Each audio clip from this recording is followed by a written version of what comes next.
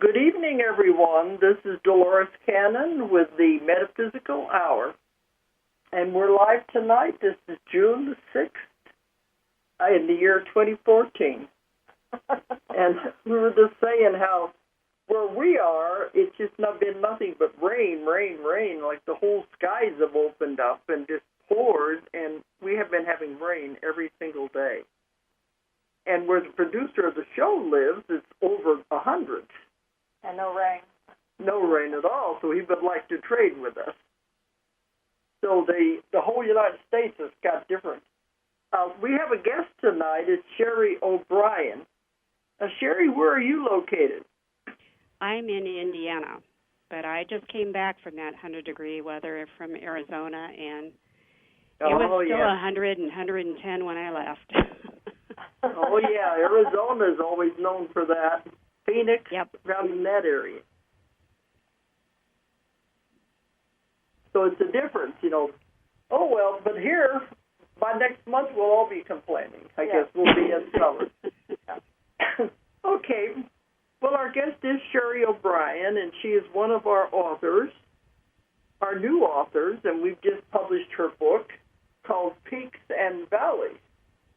And so we're going to have her talk about her book tonight. But let me give out the toll-free number first in case anyone wants to call in and ask questions. And we would really like for you to ask questions just of the guest instead of the two of us, Julia and me. So stick with the subject of the guest. So the toll-free number is 1-888-627-6008. 888-627-6008. If you want to call in and ask questions about Sherry. And we're getting ready for our Transformation Conference. This is the 9th year, and that's just in another couple of weeks. 2 weeks from today. Yeah, 2 weeks from today. I know. I'm not thinking about it apparently. Well, you've been in England too, you know. But it's June the 20th to the 22nd. This is our 9th Transformation Conference, and it's the conference that is really geared toward our authors for our company. But we always have some keynote speakers too. So it's going to be happening very soon. And Sherry is one of our speakers. Yes. Okay. All right, Sherry. Well, I want to talk about your book, The Peaks and the Valleys. Sure. Which is an interesting title, and it does deal with grief and recovering from loss. Yes. But before we get into that, I want you to tell everybody about yourself. I always like to start that way. You know, about your background and how you got into this subject that you wrote about. Sure. I'd be happy to. So I am a licensed clinical social worker by profession, and I'm a psychotherapist, and I have been working for several years in a place called the Cancer Support Community here in Indiana, and have walked the journey a lot with the cancer patients themselves and death and dying, and do a bereavement group as well at the facility. And I just started recognizing my training had not prepared me for actually working with people that were mourning the loss of a loved one. And then when my family, and I started looking around for other information and educational materials to help myself be, more helpful to others who had lost someone they loved. And I started noticing in my own practice, people were coming in with various losses, anything from loss of a loved one to loss of a job to loss of a relationship, and many other types of losses. But when my family incurred a loss, my nephew died at 21. It's been about 5.5 years ago now, of bladder cancer, and I wasn't prepared to help my sister with this. It's a whole different experience when it happens to a loved one, but not only could I not prepare my sister or help her through it at this point, I wasn't able to help myself. And And I started looking into a variety of different techniques that I already did for other things, and I started using the energy psychology and some of the energy medicine and other modalities that I use in my private practice with other types of issues, and I recognized that that was missing in the general public, and as far as any type of bereavement information that's out there, they just didn't have a whole lot of information to help people get through the what's called a somatic or physical relief and release of the energy, because we carry that around with us. Most people would understand that when they think about how they're heartbroken by a loss. People can understand that, but we carry it in a variety of different ways. So I started using that on myself and helping my sister with that. And then I lost my brother. He had, about 6 months later after I lost my nephew, my brother unfortunately took his own life. And that was a whole different type of grief. And so I just started expanding and assisting myself and my family, and then clients would come to me with these issues, and workshops that I would do, and people would always ask me, do you have a book? And I'd say, well, no, not really, and I got pushed into it. It was one of those things, I was divinely pushed into writing a book about it. Yeah, I love it when that happens. yeah. I mean, I listen after a couple kicks. I listened, and I decided I really did need to, because I knew it wasn't out there. There were not a lot of exercises and techniques that people could use. There's a lot of bereavement books out there and grief and loss books, but there were not a lot that had techniques to help people release it at a cellular level. And so that's kind of how the whole book came to be, and how I got into specializing in recovering from grief and loss and helping people to do so as well. Mm-hmm. So originally you were just mostly helping those who were dying, how to get through the dying process. And that was one of the things. Yeah, that was one of the things. And then the bereavement piece of it, I was also working, I do a bereavement group. And then I had a private practice where I was using these modalities with others to help them achieve certain, goals. There would be sabotaging beliefs, and from a Chinese perspective, there would be blocks in the meridians, and that would interfere with their ability to change certain behaviors because the core beliefs were behind those behaviors. So in the private practice piece of it, I was specializing in energy psychology and energy medicine, but at that time I wasn't really specializing in helping people recover from loss within it. But interestingly enough, what I started noticing, and this always happens, the universe always, once we kind of set our mind and our intention to help others, I started getting more and more people coming in with various losses. And what I found was people were coming in with not only loss of a relationship or a job, but also kind of like their beliefs and meaning in life was occurring, and they were at having an identity crisis, if you will. And then, interestingly enough, I do hypnotherapy too, Dolores, and I was doing some hypnotherapy, and people were going into what I call divine homesickness. We were finding ancestral linkages with their loss, and so I began specializing in helping people release it at several different levels. So not just and not that I mean to minimize in any way, but loss is pervasive in a lot of different areas of our life, secondary losses as well, and people don't recognize it as that, so they don't grieve it. Or they have a loss like this divine homesickness or ancestral grief, and they can't understand it because they may not have, in the present day, lost what they consider lost anything. So it's an interesting process. A lot of them just think, well, I can handle it, Oh, yeah. I'm strong, no problems. And then when it really hits, they bury it. That's the problem. Then it causes even more problems if they don't handle it right away. Absolutely. It accumulates, and anything that resonates with the same experience or emotion will bring that up in their energy pattern, and it may feel out of disproportion to what it is they're actually experiencing, and they have no idea why. And that's usually when we track it back down to a variety of different things. I mean, again, it can be an actual loss that they've experienced in the present day, but because they suppressed or were not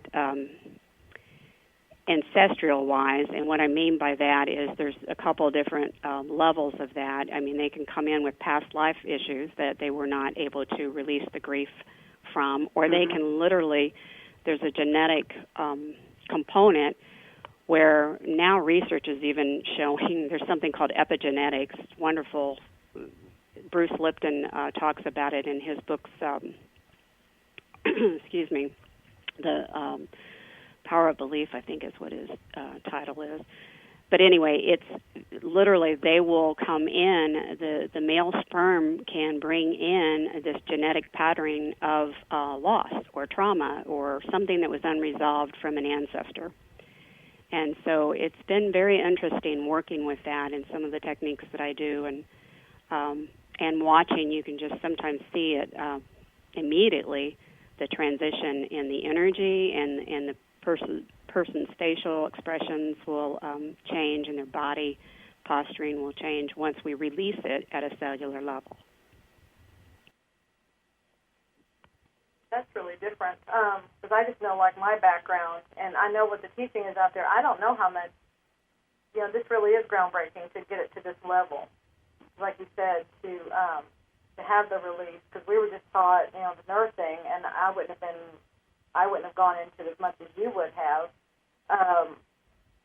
You just don't even deal with loss on that level. Mm-hmm.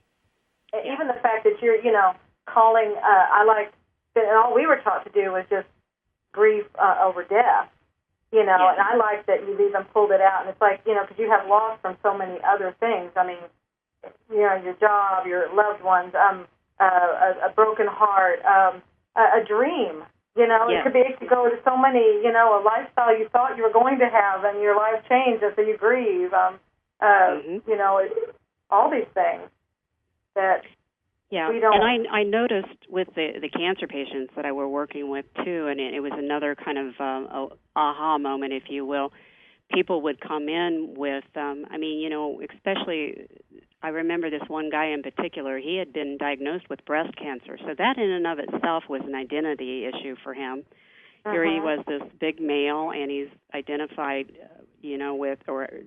diagnosed with breast cancer, and that's identified with a female cancer. So he was already having issues with that. And then when he had to have a mastectomy and he had to have all this treatment, he became weaker and weaker, and he loved target shooting. He loved shooting his guns, and the target practice was one of the ways that he released stress, and he loved riding his sickle, and there was a point at which he couldn't do any of that. So his mobility and abilities to do the things he enjoyed, he could no longer do, and he was grieving that. And, a lot of the cancer patients lose abilities and sometimes mobility, and they are grieving. Not necessarily the same as an anticipatory grief of their own death or leaving a loved one, but losing the ability to do something they've enjoyed doing. Yeah, for their life. Right. Yes. What they were used to doing. And Yes, absolutely. And they want their lifestyle back. Yes. Yeah, dreams, and unfortunately sometimes their job, and sometimes ultimately their home and lifestyle was impacted. So there's so many different secondary losses. Well, sometimes for men, their job is their identity. Oh, yes, absolutely. And they get to where they can't work anymore at that job, that's a big loss. It is. And it is to kind of take it another I teach a lot of other professionals, mental health professionals, some of these energy psychology techniques particularly. And when I ask people to describe themselves, they will give me a bio that says, I'm a psychotherapist or a clinical social worker or whatever their degree is. And they'll tell me what they do. And then I just throw out there, well, what if that was all taken away? Who would you be then? Yeah. And you would be surprised. Uh-huh. You would be surprised. I mean, it just floors them because we so identify with what we do, especially in this culture. Right. And if that's taken away, that's a loss. Yeah, a lot of people don't know what to do when it's taken away. Either their whole life is undergoing a change. Yes, absolutely. But in my work, we know you're not going in the right direction, and that's why it's trying to steer you in the direction you're supposed to be going in. Yes. But it can be very traumatic for people. Right, and it's even though, because I have that myself, the universe said, go here. Mm-hmm. But because I didn't choose that consciously, I still, I think that's why I still have issues with it, because I've never grieved. Maybe you do. I lost everything, and I never grieved. It's like, even though I know this is what I'm supposed to do, it was just because of how it happened, and I lost everything. It's still that issue there. So I'm probably going to have to come see you, Sherry. But that's what he's saying. Sometimes you have to get to the point where you do have to lose everything in order to find yourself. Right. Yeah. And anytime we have an attachment of any kind, if that bond or connection is broken in any way, a loss can't be avoided. And most of us, we resist losing anything we're attached to. Most of us will resist any kind of losing anything that we're attached to, any kind of loss. So that can be, from a relationship to a job or a house or, just what we thought we were supposed to be when we grew up.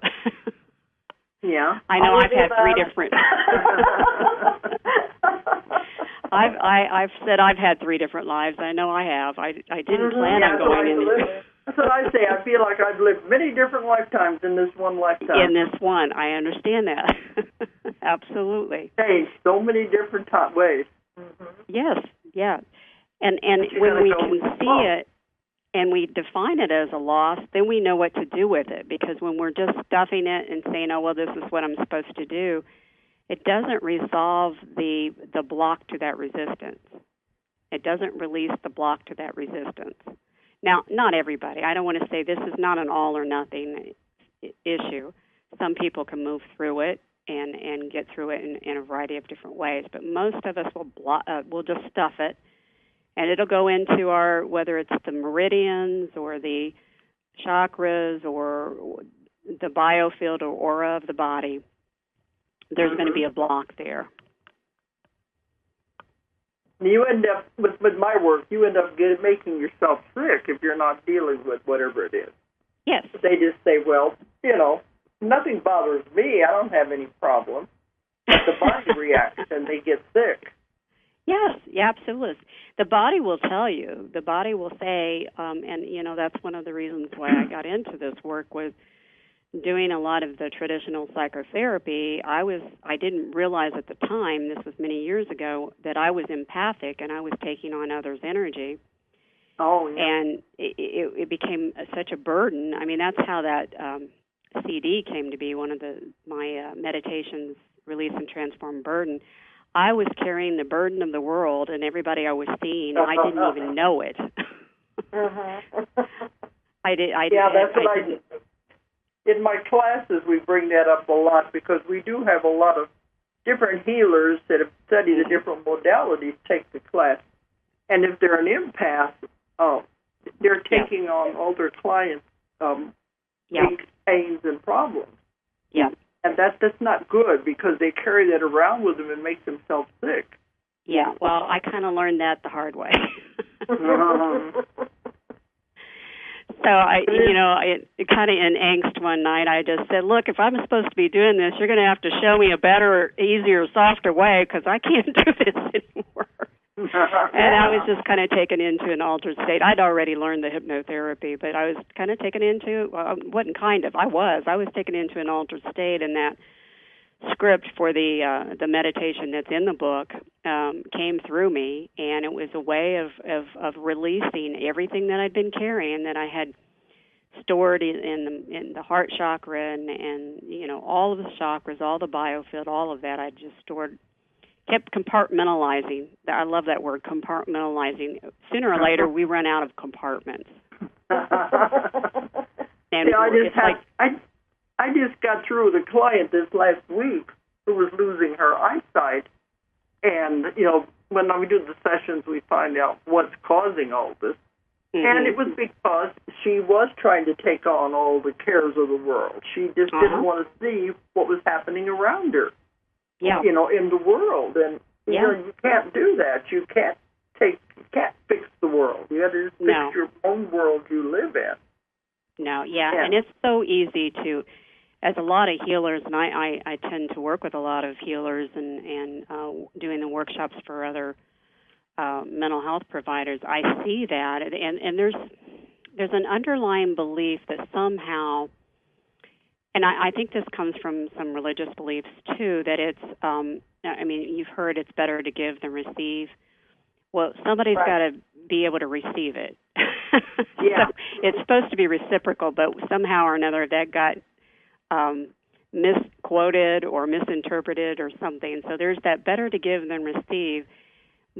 And I see this a lot in the healers, and that especially if they don't know they're empathic. Now I do, and I notice, I even tell my clients, I'm going to close my eyes and tune into what I'm getting, and so I can separate out what it is I'm feeling versus what I'm experiencing in an intuitive, empathic sense.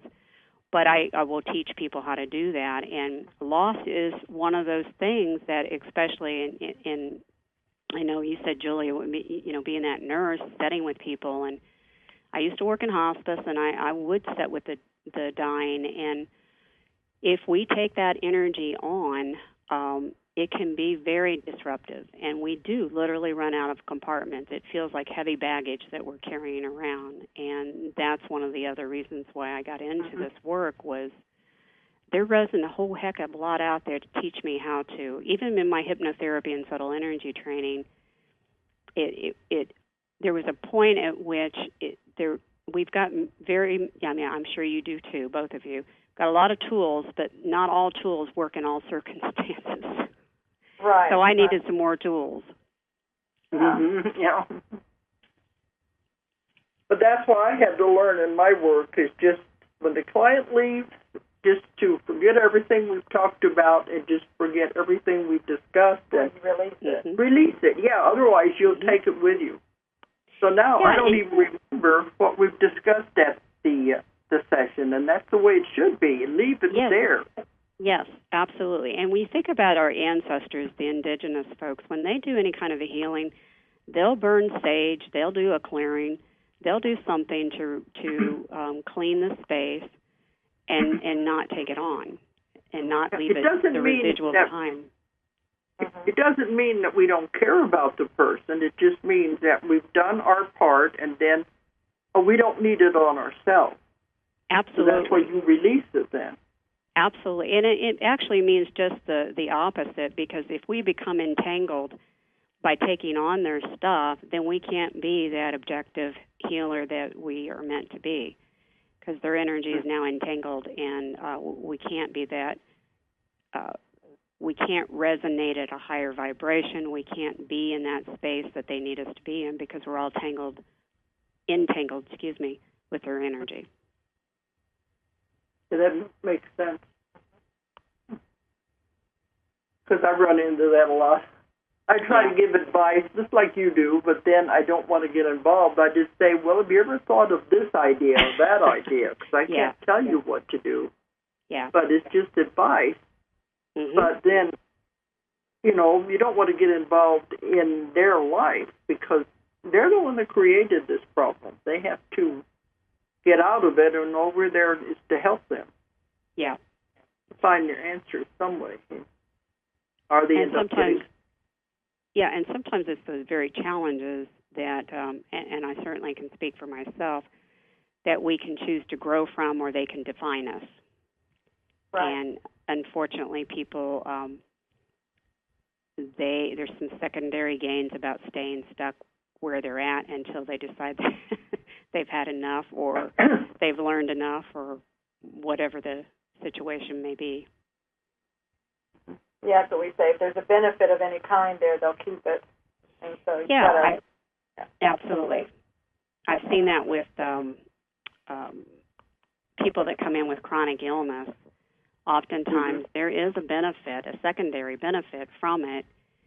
It may be that they're on Social Security disability, and they're afraid that if they get well and get better, that they'll lose their livelihood and they won't be able to. Yeah, I've heard that. I've had clients like that. Mm-hmm. If I'm healed, I'll lose my disability.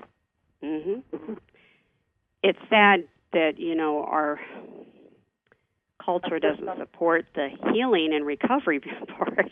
You either are disabled or you're not. There's no transition, and that's not real. That's not real life. That's not, I don't need to tell anybody that, but there is going to be a transition period, but unfortunately our culture doesn't support the transition into healing and recovery in a lot of different areas, our medical areas in particular.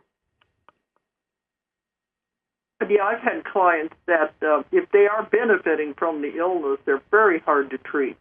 Mm-hmm. Like I had one who, he said, if I get well, my wife will leave me.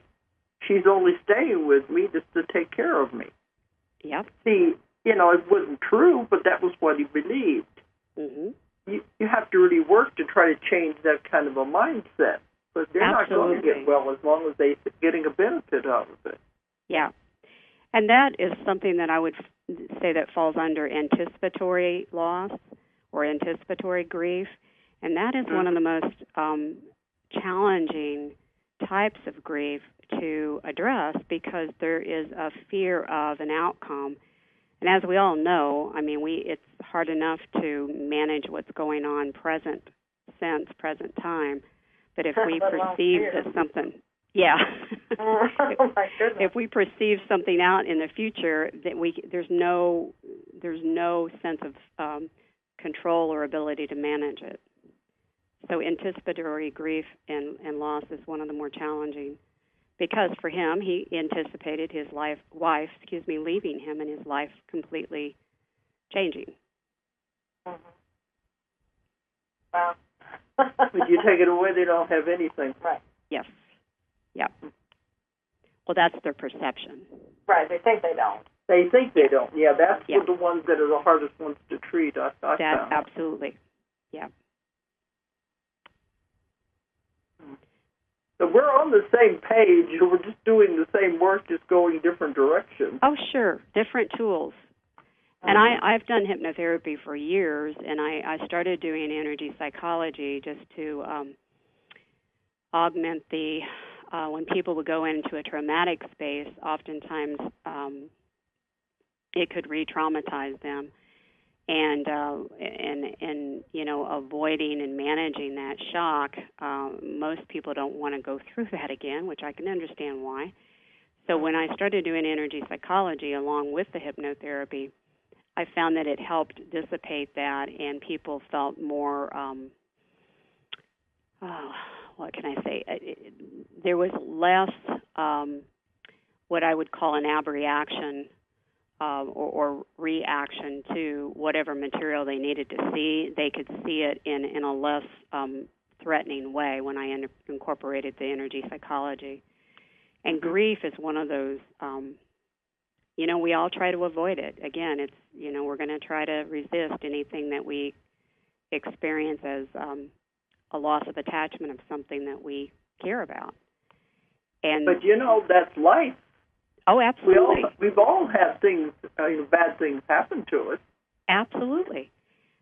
However, I always ask the client, well, did you learn anything from it? Yeah. It's like most anything. People will look at I don't even like to use this term, but for trying to describe what I'm talking about, the negative emotions, people will define them: anger, loss, grief, loneliness, sadness, those as negative. In other words, most of us don't wake up every day and say, I want to be sad today. We want to resist it. And yet each emotion we have has information in there for us. Mm-hmm. It's a guidance, it's a map, if you will, that will lead us to something that will bring us joy, for example, if we listen to it. And we probably but most of us resist that. I'm sorry, and I think we learn more from those emotions, and that may be part of why we're afraid to go there, because we know it's just there's a deep well there. Yeah. But if they do accept it, then their life is going to change, and some of them are so afraid to change. Yeah, but you've got to go through those emotions to get there, and those emotions are scary. And they're afraid of change. Yes. They want to stick with what they know, even if it is the worst. At least they know that. But yeah, it's interesting how the familiar is less scary, if you will, than the unfamiliar. That old saying, stay with the devil you know rather than go with the angel you don't know. I was thinking the same thing when you said that. Yeah. You read my mind. Absolutely. And I know that most of us will, we experience the anger, the loss, the sadness, the depression, all of those emotions really in a heavy sense. I mean, if you think about the emotions and does it feel heavy, does it feel light, most of those are vibrating at a really low level. Right. And that's what I have found that some of the energy psychology and energy medicine techniques will help, is bring that up, as well as hypnotherapy. It'll help bring it up and like you said, Dolores, go through it and then, it's less threatening, if you will. One of the things I like about the energy psychology and some of the modalities that are in my book is you don't have to go. Now, I want to put a disclaimer out there. Some of these techniques you can do on your own and have no negative abreaction whatsoever. Some of them may, assist you in recognizing what it is you need to go seek a healthcare professional for, mental health care professional for in particular. But these techniques you can do, and that's why I utilized them, because I couldn't find anything that I could do or I could recommend my clients do, or my sister or my family or anybody, that they could do on their own when the emotions come up. And hence the name Peaks and Valleys. I mean, we may be going along and it seems like we're just, moving okay and we're not really experienced, we're just kind of in neutral. And then all of a sudden a song will come on or we'll see something that triggers us. Yeah. And we usually can't get in that very moment in to see our mental health care professional.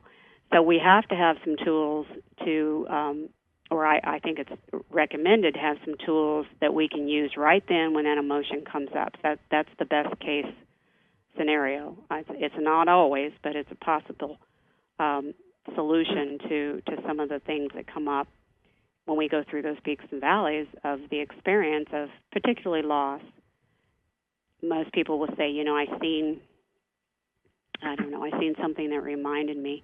This gentleman who lost his wife, she loved riding motorcycles, and she died of cancer, and he was driving along, and he noticed the same type of sickle she had and a woman driving with the same type of outfit on, and it triggered him all over again. Of course. Yeah. So he had to pull off and do some work. So that's what I love about some of these tools. I call those trigger points. They're things that trigger something inside of you. Yes, absolutely. You have no control over them. Yeah, no, not it. And what I would say is, but if you have a tool that you feel like you don't become so overwhelmed that it incapacitates you, like some of the tapping techniques that I've got in the book and some of the other techniques, then it can become less frightening because you don't feel so vulnerable. Or at least do you find it's harder on the person when their person, like you said, they're grieving for a loved one, that the loved one has died a slow death, or if it's sudden? Well, it's different, Dolores. In my experience is, and I've certainly seen this with my sister, when people are dying of a slow death, like a death of a cancer or some chronic illness like Alzheimer's or something like that, what happens is the caregiver will have many incidences of feeling they cannot help or stop what's happening to their loved one. And so the definition of trauma is when you feel yourself or a loved one is in their life is threatened in some way, and you can't do anything about it. Mm-hmm. And so when I see people witnessing the death of a loved one, now it depends on the person, it depends on the situation, but they're witnessing day in and day out the suffering that is occurring, their suffering as well as the patient's suffering, it becomes very traumatic. And they have to stuff it because they're taking care of them. They have to be fully present. They have to do the catheterizing, and Julie, I know with you being a nurse, I mean, the day in, day out hygiene of someone that's bedridden, all the nursing stuff, especially when a patient's in hospice, home hospice, they're responsible for taking care of them at some level. So it becomes very traumatic. So when they die, oftentimes there's a sense of relief. Yeah. And it's not that they're relieved that the person died. It's the relief that the suffering is over, theirs as well as their loved one. And then there's some subsequent guilt because they feel relieved. Why am I feeling relieved when they just died? Yeah. So it's in that case, and it does depend on the person, but in that case, we have to work at a couple of different what we call aspects of it. We have to work on the guilt. We have to work on the trauma that was endured, where they compartmentalized because they had to go on, they had to move forward. Unfortunately, a lot of people don't know these techniques. If they could do the techniques while they're going through the suffering piece of it, we could actually eliminate some of the trauma that is incurred. But oftentimes, they don't know these techniques, so that's not it's not something that they can practice always. So it makes it different. Do you want to discuss some of the techniques in your book? Do you want to talk about some of them? Yeah, sure. The one that I'm referring to the most here when I refer to energy psychology, because there's several different modalities, but the one that I put in my book is something called emotional freedom technique. And the reason why I did that is that's the most user-friendly, most probably widely known type of energy psychology technique. And it's something that you don't need necessarily another professional to assist you with. Now, I say that, again, with a disclaimer, is when there's a lot of trauma involved, I would highly recommend going to someone that specializes in that, because they can kind of support you in a way that you may not be able to do on your own. But the emotional freedom technique, and primarily most energy psychology techniques, are based upon stimulating acupoints. Acupoints are on the meridians, and the meridians are, now they've actually got some research showing that they do exist, even though we've known it for 5,000 years. It took a little while for the research to be able to show that. But there are acupoints on specific meridians that are involved with certain emotions. They've found that they're correlated with certain emotions. So the emotional freedom technique works with tapping or stimulating, and it's not, you don't put needles in like acupuncture, but you are using the acupoints that are on that on those meridians. And you'll tap on the negative feeling. Now, what's a little different about this technique is you actually, we were talking about this early, you actually recognize the negative emotion. So instead of compartmentalizing it and brushing it aside and acting as if it doesn't exist, if you're feeling afraid, then you would tap, you would make a statement, something like, even though I'm afraid, I deeply and completely accept this part of me. A lot of people have difficulty accepting the part of them that's struggling with whatever emotion. Now, I use the term part. The traditional emotional freedom technique just stated, even though I'm afraid, I accept this part of me. Or, excuse me, I accept this. I accept this fear. I put part of me in there, and I've found that it works better for most of my clients because there is a part of them that isn't afraid, or they wouldn't be here. They wouldn't be working. They wouldn't be carrying on. They wouldn't be functioning. So I like to point that out. So as they tap on these acupoints, what happens is, and they address the negative emotion, what happens is there's an acceptance, kind of like a reset button that happens. There's an acceptance, and it actually discharges that most of the negative emotions are associated in some way with fight, flight, and freeze. Freeze being the major issue here. We freeze our emotions within, and they're blocked. So if you gently tap on these points, state the emotion that you're struggling with, then that tells your brain and your body you can deactivate, you can release, you can let go. And then we'll put in a positive affirmation after we go through a couple rounds of that. So with the loss piece of it, oftentimes we'll go through several different aspects. So it may be the major loss, then maybe the secondary loss, and so on and so on. So we're pulling the layers of the onion away by the tapping. And it will reset the meridians in the body. It sends the signals to the amygdala in the brain that you can relax now, I'm not in any harm, I'm not being threatened. The hippocampus part of the brain, which is the brain that tells time and space, says, this isn't happening now. A lot of times we'll hear from people that have gone through trauma, and I see this with the people who have lost loved ones. They relive over and over again maybe the last 2 weeks, maybe the last 2 hours, and they may have been together for 30 or 40 years, but all they can remember is those last few weeks, replaying and flashbacks over and over again. So when they do that tapping, they can get beyond and they can re-remember, if you will, the memories of their loved one that existed before that block of the trauma interfered with that ability.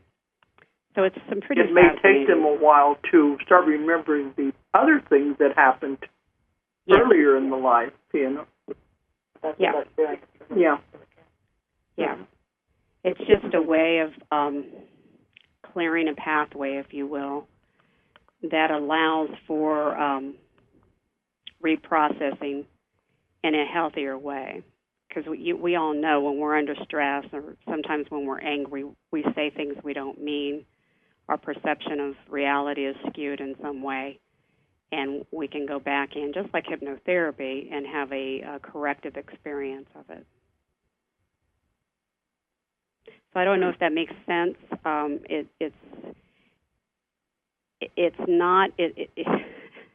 It's really not as difficult as it sounds, and the way that I have it in the book is a step-by-step procedure, the points.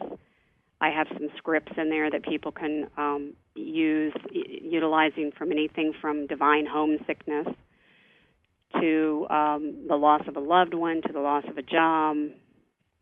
There's several different scripts in there. It's always better to use your own words because you want it to have meaning to you, so to speak. Mm-hmm. You want your triggers there. But sometimes people need it. Go ahead. I like what you said, Sherry, when you said about, you talked about that part of me has this or is experiencing this. And while that may sound strange to me, it's like it allows you to get to an objective place. Yeah. Which then you can do more healing, because as long as you're directly associated with it, and then there you're tangled up in your own stuff. So it's almost like you become, see, that's how you become your own healer. Just as if, like you to someone else, it's, you're able to work more efficiently and more effectively with yourself by being objective. Yes, absolutely. It's just like when, and I don't know how you do hypnosis exactly, Dolores, but it's like when I have people in an altered state, then they may be the observer of something so that it doesn't feel as threatening. So that's part of them, the higher self, or part of them is witnessing whatever it is they need to see to learn from. Right. Yeah. It does that. That's, yeah, it takes it to that other place where it's a third party. And yeah, that's what we do. Right. It talks about them and tells them what's going on. That way they're not directly involved. But they can see it more objectively. Right. Absolutely. Well, one thing you had here, the different stages of grief, these are different than the ones we've normally heard of. But we have the 5 stages of grief. Oh, and I couldn't tell you what. I know one's denial, and then there's bargaining, acceptance. I know that's three of them. I don't remember all the steps, though. But you have them differently in your book here, but it's the same thing, really. Well, it can overlap, but what I have found is when I work with deaf and people that were dying, they were actually, in this stage, came from Kubler-Ross, Elizabeth Kubler-Ross, when she was working with the terminally ill.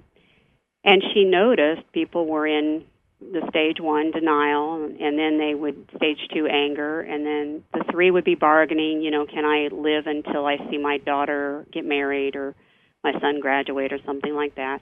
They would go into this bargaining space, and then there would be a sense of depression, that kind of knowing that they're leaving their loved ones. And then there would be a sense of acceptance. And I've seen that in the cancer patients that I work with.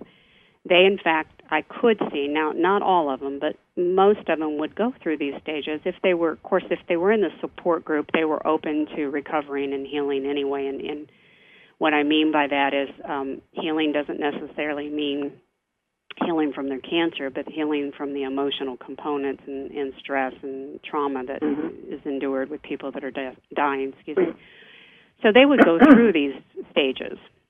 But when I worked with the bereavement group, and I did bereavement training, certification, and all of that, it never made sense to me. It never made sense because a lot of people in my bereavement group, a lot of them would come in and say, it's been 6 months, and I just can't get out of the depression stage, and when am I going to get into this acceptance, and when am I going to be over this, and all of that. And as I started doing some of my, case management research, case studies, and research on that, and my own experience, what I realized was this isn't really indicative of what a person goes through when they've incurred a loss, such as the death of a loved one or any kind of losses we've talked about before.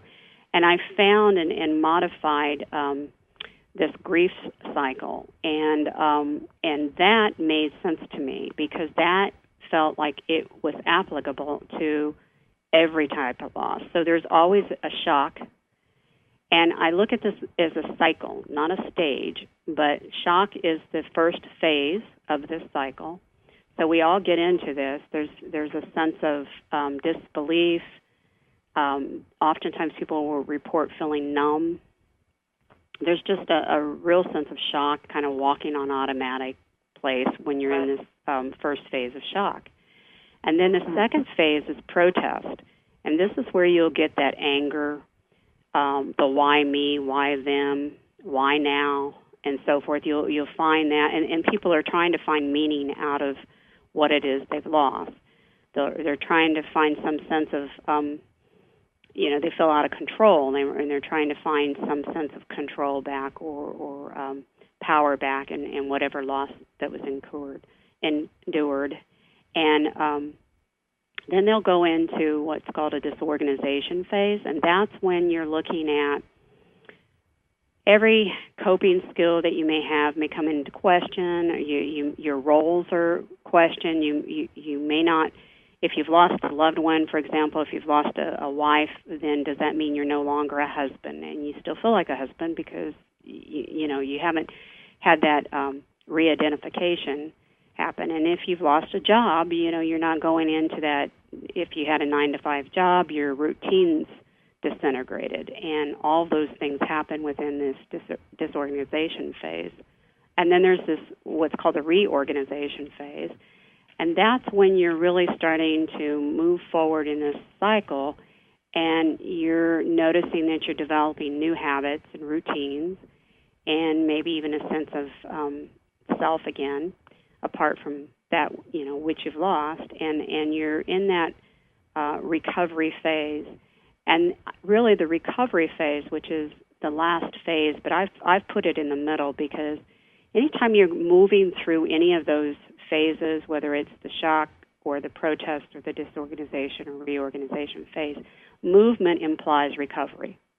It's right. when you get stuck that, then you may need some assistance. And really what recovery means, and this really I want to reiterate here, when you lose a loved one, you don't get over it. You may learn to live with it and in spite of it, and move forward, but you don't get over it. And that is probably one of the least helpful things to say to someone is you need to get over this. Right. That's just not helpful. That's like trying to tell a person they shouldn't feel a certain way. And if you've ever been told you shouldn't feel a certain way, you know how helpful that is. Right. Yeah, then you feel not. guilty because you're feeling like that. Yeah. Yeah. And you cannot not feel what you're feeling. It's just not helpful. Right. So that recovery phase. Go ahead. I'm sorry.